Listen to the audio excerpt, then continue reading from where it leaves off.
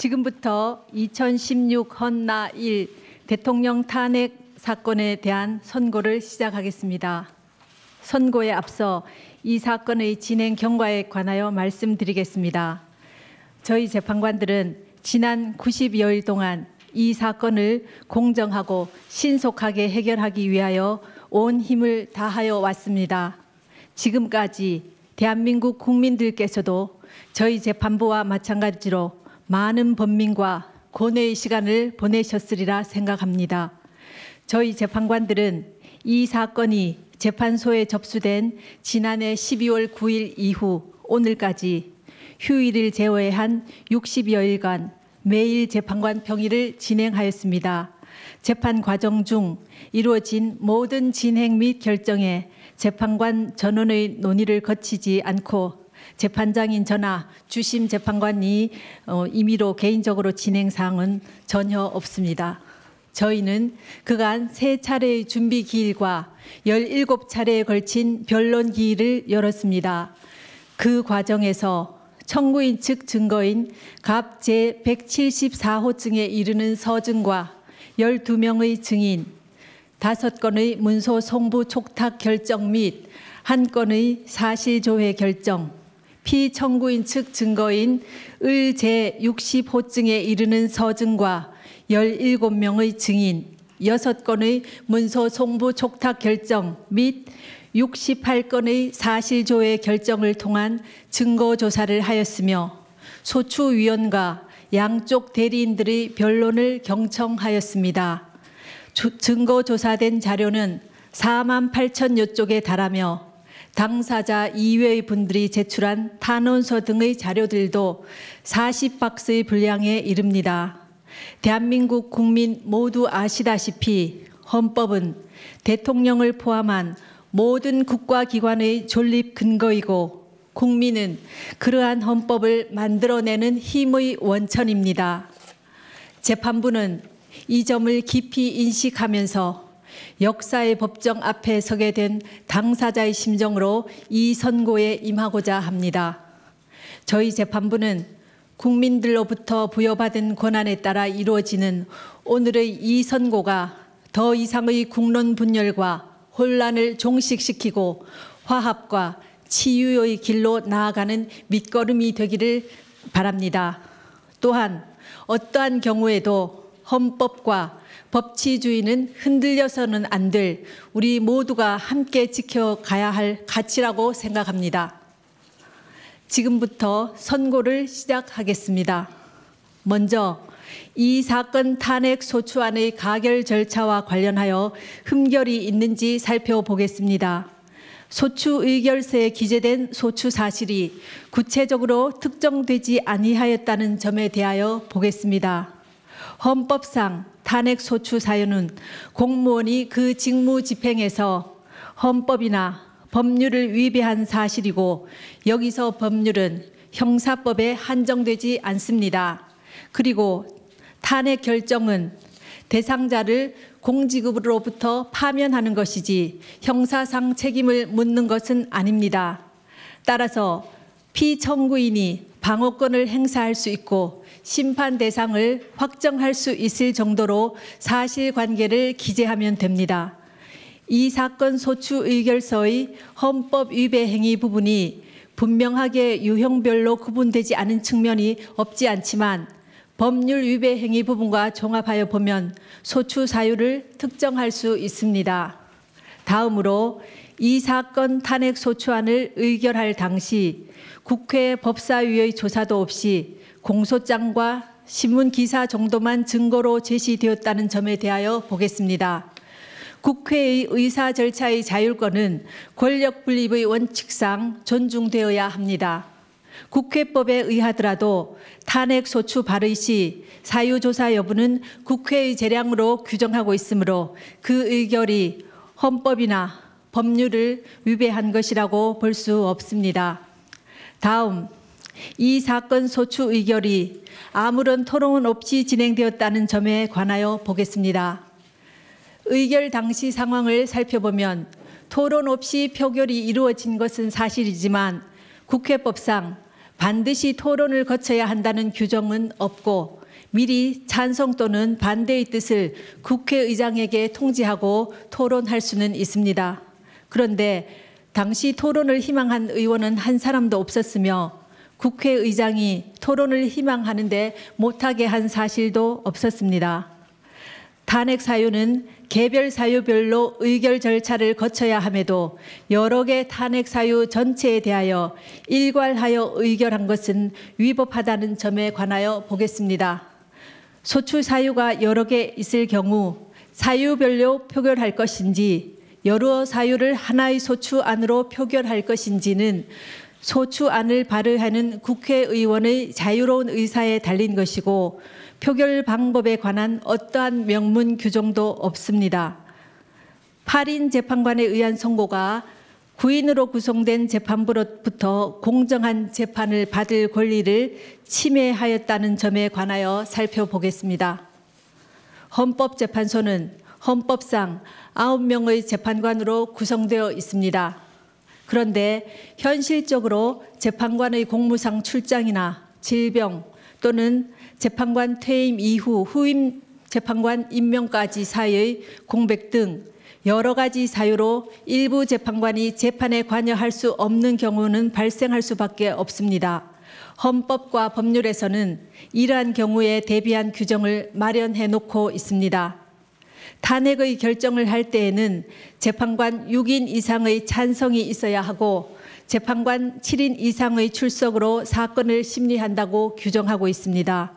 9명의 재판관이 모두 참석한 상태에서 재판을 할 수 있을 때까지 기다려야 한다는 주장은 헌재와 같이 대통령 권한대행이 헌법재판소장을 임명할 수 있는지 논란이 되고 있는 이러한 상황에서는 결국 심리를 하지 말라는 주장으로서 탄핵 소추로 인한 대통령의 권한 정지 상태라는 헌정 위기 상황을 그대로 방치하는 결과가 됩니다. 8명의 재판관으로 이 사건을 심리하여 결정하는데 헌법과 법률상 아무런 문제가 없는 이상 헌법재판소로서는 헌정 위기 상황을 계속해서 방치할 수는 없습니다. 그렇다면 국회의 탄핵 소추 가결 절차에 헌법이나 법률을 위배한 위법이 없으며 다른 적법 요건에 어떠한 흠결도 없습니다. 이제 탄핵 사유에 관하여 살펴보겠습니다. 우선 탄핵 사유별로 피청구인의 직무 집행에 있어 헌법이나 법률을 위배하였는지 여부에 대해서 살펴보겠습니다. 공무원 임명권을 남용하여 직업 공무원 제도의 본질을 침해하였다는 점에 대해서 보겠습니다. 문화체육관광부 노 국장과 진 과장이 피청구인의 지시에 따라 문책성 인사를 당하고 노 국장은 결국 명예퇴직하였으며 장관이던 유진룡은 면직되었고 대통령 비서실장 김기춘이 문화체육관광부 제1차관에게 지시하여 1급 공무원 6명으로부터 사직서를 제출받아 그중 3명의 사직서가 수리된 사실은 인정됩니다. 그러나 이 사건에 나타난 증거를 종합하더라도 피청구인이 노 국장과 진 과장이 최서원의 사익 추구에 방해가 되었기 때문에 인사를 하였다고 인정하기에는 부족하고 유진용이 면직된 이유나 김기춘이 6명의 1급 공무원으로부터 사직서를 제출받도록 한 이유 역시 분명하지 아니합니다. 다음 언론의 자유를 침해하였다는 점에 관하여 보겠습니다. 청구인은 피청구인이 압력을 행사하여 세계일보 사장을 해임하였다고 주장하고 있습니다. 세계일보가 청와대 민정수석 비서관실에서 작성한 정윤회 문건을 보도한 사실과 피청구인이 이러한 보도에 대하여 청와대 문건의 외부 유출은 국기문란 행위이고 검찰이 철저하게 수사해서 진실을 밝혀야 한다고 하며 문건 유출을 비난한 사실은 인정됩니다. 그러나 이 사건에 나타난 모든 증거를 종합하더라도 세계일보에 구체적으로 누가 압력을 행사하였는지 분명하지 않고 피청구인이 관여하였다고 인정할 만한 증거는 없습니다. 다음 세월호 사건에 관한 생명권 보호 의무와 직책 성실 의무 위반의 점에 관하여 살펴보겠습니다.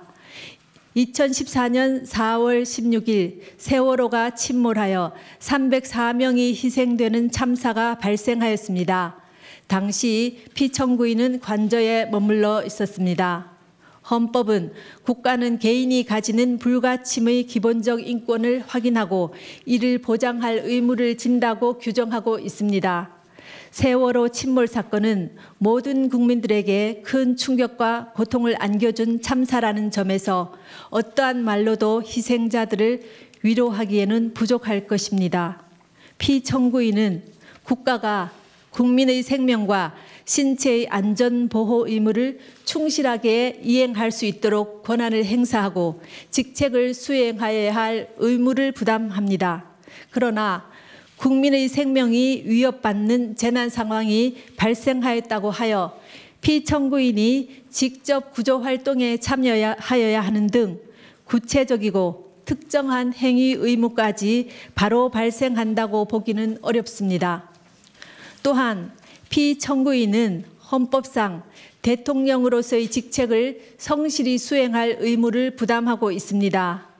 그런데 성실의 개념은 상대적이고 추상적이어서 성실한 직책 수행 의무와 같은 추상적 의무 규정의 위반을 이유로 탄핵 소추를 하는 것은 어려운 점이 있습니다.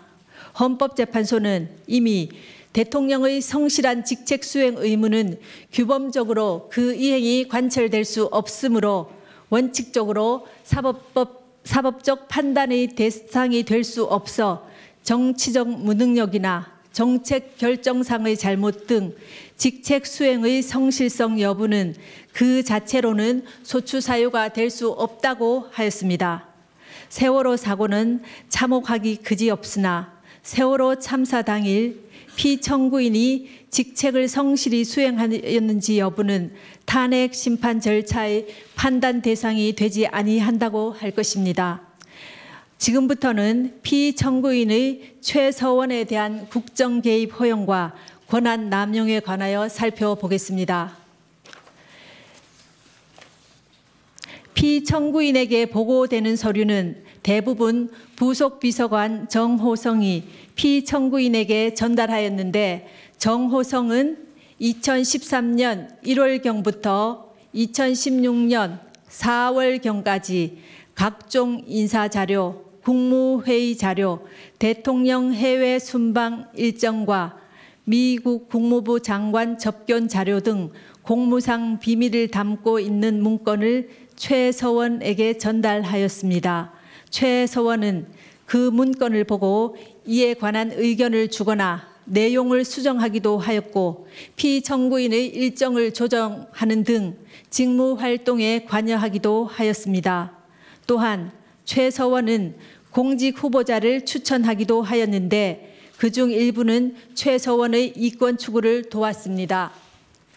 피청구인은 최서원으로부터 KD 코퍼레이션이라는 자동차 부품 회사의 대기업 납품을 부탁받고 안종범을 시켜 현대자동차 그룹의 거래를 부탁하였습니다.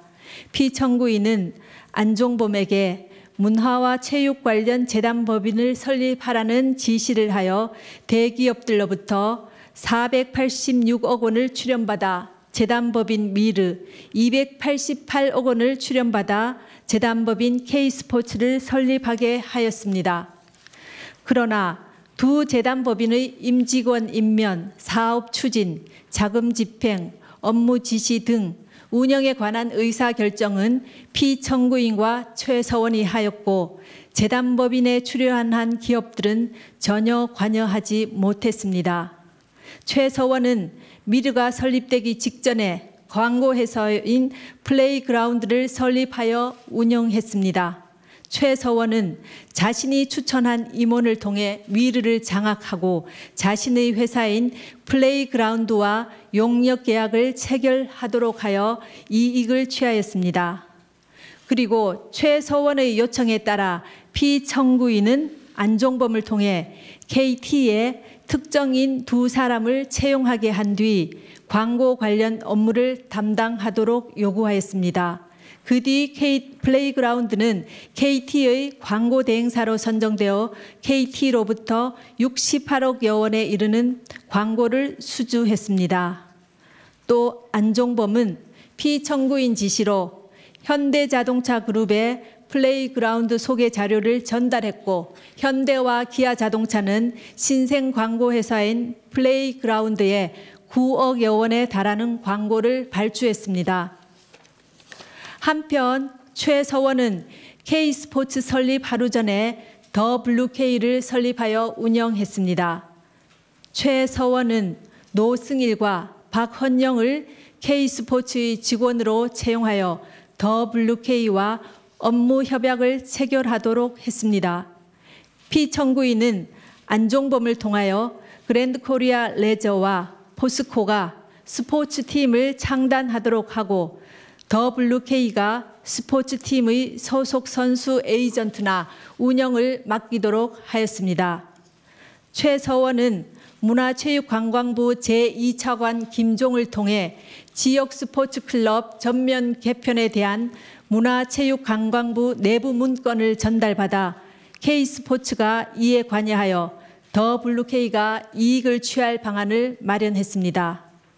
또 피청구인은 롯데그룹 회장을 독대하여 5대 거점 체육인재 육성 사업과 관련해 하남시에 체육시설을 건립하려고 하니 자금을 지원해 달라고 요구하여 롯데는 K스포츠에 70억 원을 송금했습니다. 다음으로 피청구인의 이러한 행위가 헌법과 법률에 위배되는지 보겠습니다. 헌법은 공무원을 국민 전체에 대한 봉사자로 규정하여 공익의 실현 의무를 천명하고 있고, 이 의무는 국가공무원법과 공직자윤리법 등을 통해 구체화되고 있습니다. 피청구인의 행위는 최서원의 이익을 위해 대통령의 지위와 권한을 남용한 것으로서 공정한 직무 수행이라고 할 수 없으며, 헌법과 국가공무원법, 공직자윤리법 등을 위배한 것입니다.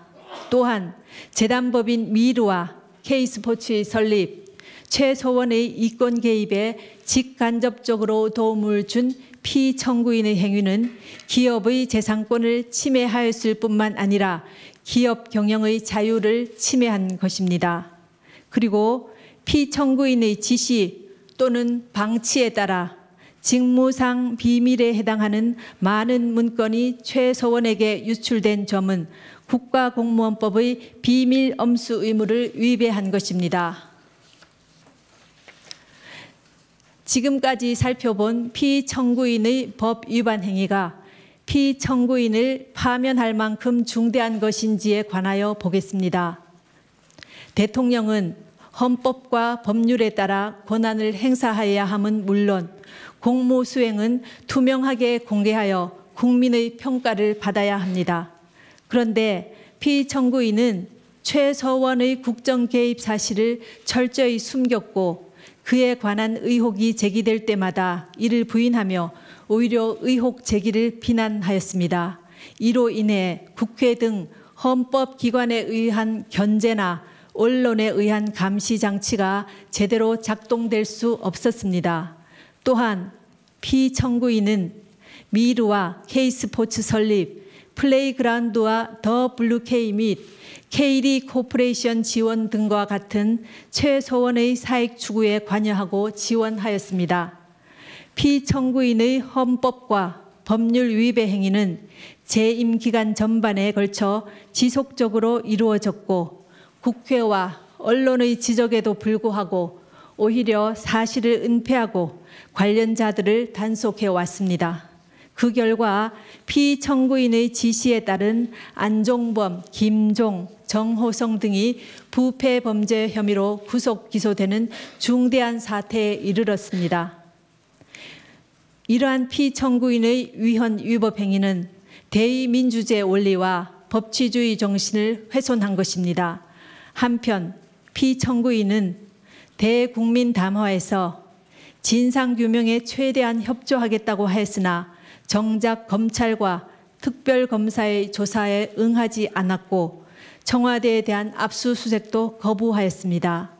이 사건 소추와 관련한 피청구인의 일련의 언행을 보면 법 위배 행위가 반복되지 않도록 하여야 할 헌법 수호 의지가 드러나지 않습니다. 결국 피청구인의 위헌 위법 행위는 국민의 신임을 배반한 것으로 헌법 수호의 관점에서 용납될 수 없는 중대한 법 위배 행위라고 보아야 합니다. 피청구인의 법 위배 행위가 헌법 질서에 미치는 부정적 영향과 파급 효과가 중대하므로 피청구인을 파면함으로써 얻는 헌법 수호의 이익이 압도적으로 크다고 할 것입니다. 이에 재판관 전원의 일치된 의견으로 주문을 선고합니다. 주문, 피청구인 대통령 박근혜를 파면한다. 이 결정에는 세월호 참사와 관련하여 피청구인은 생명권 보호 의무를 위반하지는 않았지만 헌법상 성실한 직책 수행 의무 및 국가공무원법상 성실 의무를 위반하였고 다만 그러한 사유만으로